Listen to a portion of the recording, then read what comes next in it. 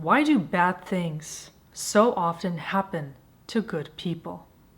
Well, my follow-up question to this is, to what extent do good people actually allow themselves to align with good things? We almost never look at it from that end of the spectrum. How deserving do good people feel of accumulating more good things in their reality? The shadow of good people, good-hearted, empathic, kind, purpose-filled souls,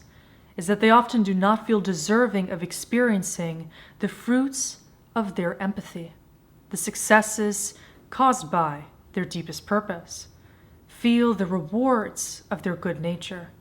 because there is a self-effacing side of these good people which causes them to be at odds with their own success, with their own happiness, and very often with their fulfillment in life. The shadow side of a good person is also that of a martyr, the aspect of self that could make you feel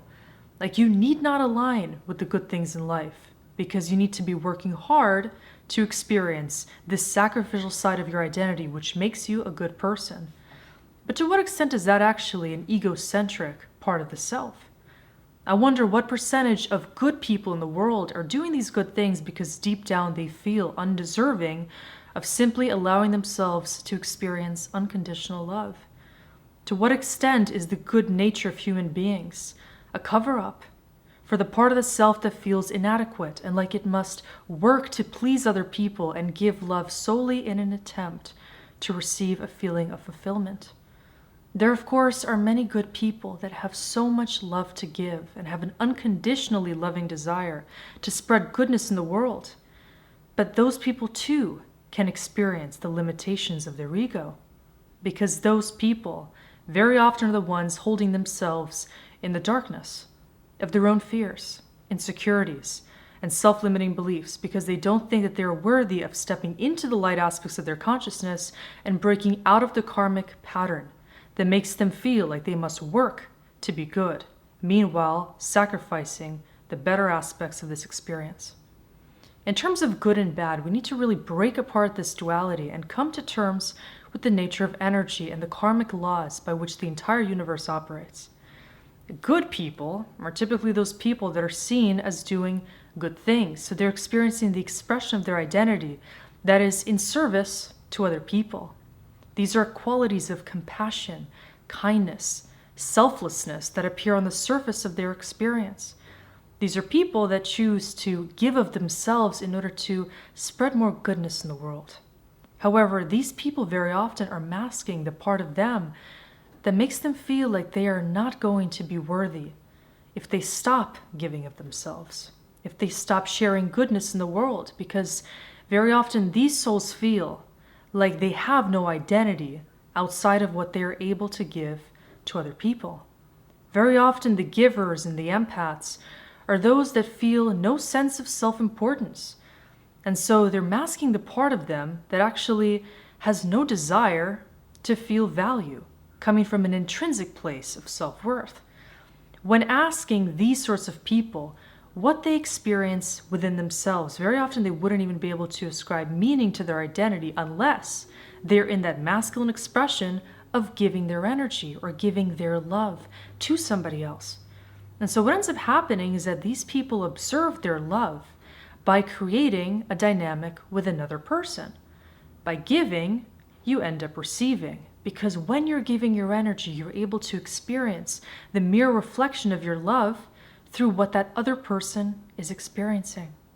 All empaths share this experience as a common denominator, because all empaths experience joy upon bringing joy into somebody else's field of awareness. Upon giving, you are receiving the mirroring dynamic of experiencing your own love. Because by cultivating love in another's field, your mirror neurons are even picking up their joy, their fulfillment, and gratitude by way of you feeling that desire to give authentically to them. But if this is a one-way street, and an empath is not able to experience their own self-love and their own desire to empathize with themselves, and they're always going to have this contingency surrounding their ability to experience love. wherein they need to love another or they need to experience the extension of their energy in somebody else's field to even feel a sense of wholeness. And so the distortion that can result in an empath's field is they are stuck in a chronic cycle of overgiving, people-pleasing, constantly enabling behaviors of people even taking advantage of them, using them, and making them feel inadequate because people are seeing them as a resource, a sacred vessel of love that is like a fountain of abundant, overgiving, selfless nature.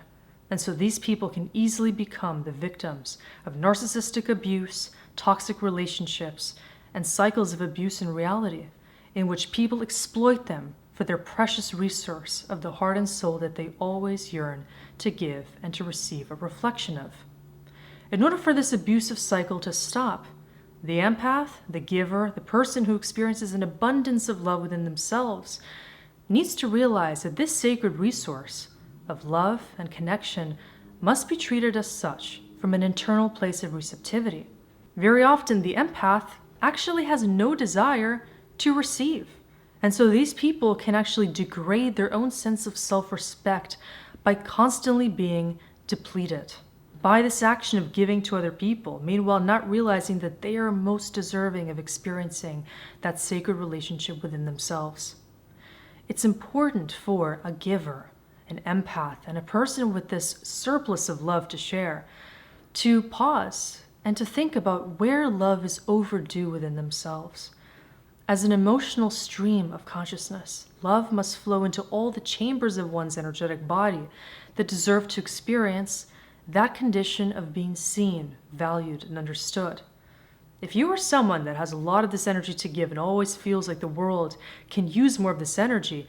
think about what parts of you have been neglected. What parts of you want to be understood that are chronically being misunderstood because you are so adept at giving the resource to people all around you. Stop yourself in your tracks and now ask yourself, am I actually being selfless if I'm forgetting about the most important need that my energy has, being recognized for its inherent value,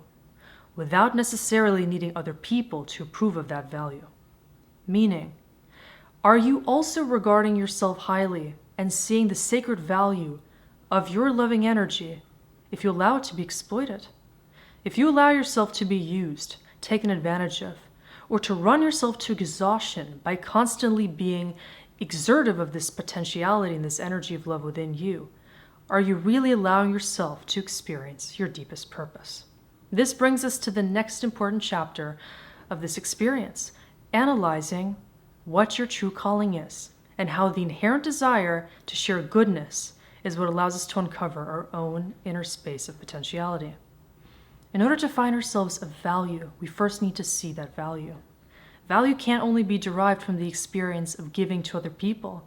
because if we're constantly caught in this chase of needing to move outside of ourselves and to pursue opportunities to give so that we can receive a mere reflection of our love through somebody else's field, then we're going to be missing the most important point. There is a receptive, subtle feminine aspect where our calling is to be found. Our calling is something that we always end up remembering when we lean into the deepest part of our soul and we allow ourselves to feel that calling, which means we have to slow the pacing of our reality down, to move away from any routine, any cerebral system of living reality, and pursuing some programmed model of our experience, and instead we resort to the felt experience of what it means to really be with our own soul. And in that space where we allow ourselves to be receptive of our purpose, our subtle qualities, our gifts begin to emanate, our hidden abilities, our desires, everything that we feel we want to do can be revealed if we feel deserving of calling those deepest aspects of us up to the surface. From the deepest layers of the subconscious emanate these hidden desires and abilities that we must allow ourselves to lovingly integrate if we want to create a true condition of inner wholeness and coherence. However, if we're always stuck in that cycle of giving to other people to meet their needs as a way of meeting our own superficial need of being seen and admired by somebody else, we aren't going to be able to meet that essential need of knowing who we are. Because to know who you are is to put up a mirror to your own consciousness and to pursue the aspects of yourself that nobody else knows how to see unless you allow for their revelation. If you're playing this game of constantly giving to people in order to appear as a good person or to do good things as desired by other people, you aren't actually going to be providing the time or the energy to unraveling the parts of you that nobody else, including you, yet know of. These are parts that need to be slowly attended to. You must invite yourself to open up layer by layer, like an onion getting to the deepest aspect of self, where you can nurture the environment of love through which new inspirations and ideas can emanate. The goal is to allow yourself to enter a particular frequency of love. And if you're constantly on the giving side of this energy, focusing on being a good person, what you might be doing is limiting your ability to experience success in reality. To experience success is to close that karmic wheel when it's coming from an integral place of knowing yourself. This means that you're not just focused on giving, but you're also able and very open to receiving. You realize that every time energy is flowing outside of you, you must also invite an appropriate amount of those resources to be experienced within yourself. By giving, you receive in the unconditional sense when you truly entrust in your energy to create that open dynamic of flow. Now, very often people that are giving in nature feel that it is selfish to be seen, to experience their power, to experience fame or success, because a deep part of them feels they must keep themselves somewhat reserved because that is the humble and selfless thing to do. Except I want to challenge this belief. And I want you to think about how you can actually demolish this belief when you think about this sacred currency of energy that lives within you. If you are keeping your energy to yourself, meaning you're keeping yourself in the void, in the yin space, where you feel certain energy inspiring you to move and grace the world with more of your power, more of your gifts and your potentiality. However, you stay closed like a clamshell and keep the pearl of your experience and your wisdom to yourself, then what you're actually doing is you're keeping the sacred aspect of your soul from the rest of the world. You're depriving yourself of the purpose of your higher self, which allowed you to experience your physical expression in order to find ways to effectively bless other people with it. If you are finding yourself feeling egoic when it comes to expressing your power, your sovereignty, your truth, your communicatory gifts, your authenticity, and your true voice, and what you're doing is you're rendering all of these energetic expressions obsolete. You're closing down on the gifts of source consciousness expressing through your physical vessel, and you're judging them, disregarding them as lesser qualities, which means you don't actually confide in yourself or in the nature of consciousness. For anything that is currently being expressed needs to be allowed expression. And you as the intermediary, through your awareness, get to decide whether or not you want to allow Source to express itself through you, depending on whether or not you actually feel deserving of experiencing that divine interaction within you. If you find it difficult to cultivate your gifts or to allow yourself to experience exposure, remember that you might not be experiencing good things in life because you are completely attached to this notion that being a good person means being a person that is closed off from the rest of the world. You might be convinced that being a good person means you must keep your voice, your power, your energy, your authenticity, and your daring aspects of self to yourself. You might feel being good is to be subservient, to be obedient, to be compliant, to obey the commands of other people or that of your own ego, in which case your goodness might actually be used to distract yourself from your deepest purpose, which is to annihilate any karmic challenges that might limit your authentic expression of self and to place you in alignment with a purpose that is beyond what your physical identity currently knows and wants to defend. Your ego right now might make you believe that to be a good person is to stay in your present condition of comfort and security, to not threaten any boundaries in your physical reality, to keep things just as they are, and to allow people to see you in the manner that they are used to perceiving you. However, if your goodness is creating pain for you, or if you feel that you cannot simultaneously love yourself and love others at the same time, then it's important to reassess the kind of value you are giving your goodness. Does your goodness mean you need to erode your own boundaries to stay good? Or do you feel that other people can take advantage of your goodness in order for you to experience the identification with those positive qualities of yourself? To be truly good from a universal perspective is to create justice, to create divine order and harmony through every aspect of your lived experience, which means whenever you have a certain feeling that calls for divine justice to be created, whether that means saying a certain truth that other people need to hear, allowing yourself to compassionately attend to your own needs and allow for certain things to shift in your external reality, allowing your true face to be seen, even when other people might perhaps not be ready to experience all those other aspects of your identity. You being aligned with alignment itself allows you to experience the goodness of your true self. And that goodness might be something cathartic for certain people in your life to experience. What this really means is transcending the need to be the good girl or the good boy, that nice kind of an archetype which is often associated with falsity and with the need to play into social norms and conditional archetypes and stereotypes of what it means to be good, when that goodness might be associated with the antithesis of authenticity itself. Goodness very often is a mask for what the true self wants to experience. And so if you ever feel like you want to express something, but the filter of being a good person is holding you back and causing you to retract energetically, then it might just be that the good ideal in your mental field of consciousness is keeping you in the more compressed space within yourself. Our goal is not to be good or bad. It's to experience that harmony and that coherence. And when we can restore divine harmony within ourselves, we can allow ourselves to experience more in life. More of that same harmony that we deserve and that other people deserve through us. Very often people that have a tendency subconsciously of being a people pleaser or serving other people's needs need to realize that pulling themselves out of the shadow is to bring more power to those dormant aspects of themselves, allowing themselves to be seen for their courage, for not just their ability to be nice and giving of themselves, but also to stand up for the morals and virtues and deeper beliefs that they know bring more goodness into the world, allows for that cosmic scale to tip in the favor of the light of consciousness, where revelations are made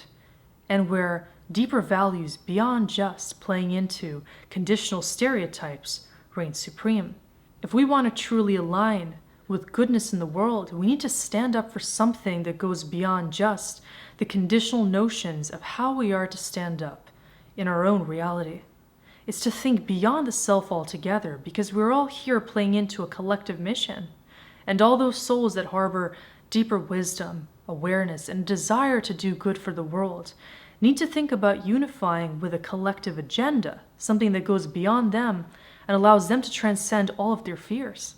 Maybe bad things happen to good people because good people aren't yet choosing to live up to their highest potential, and they're not yet choosing to let go of that need to give of themselves and to give themselves away to different conditional circumstances and karmic tests. Good people often need to learn to embrace their masculine edge and their ability to also create systems, to be the quantum architects of a new reality, which depends on each and every one of us that chooses not to disregard our gifts, our kindness, our compassion, our empathy, and our loving nature. To treat it as so valuable that we no longer tolerate any kind of mistreatment or disrespect from those around us that might have not yet learned to cultivate those gifts within themselves. Because if every good-hearted soul, empath, and loving individual would learn to love themselves and no longer discard their emotional resources, we would take the power back to experience divine harmony and allow our own goodness to multiply. We would no longer let ourselves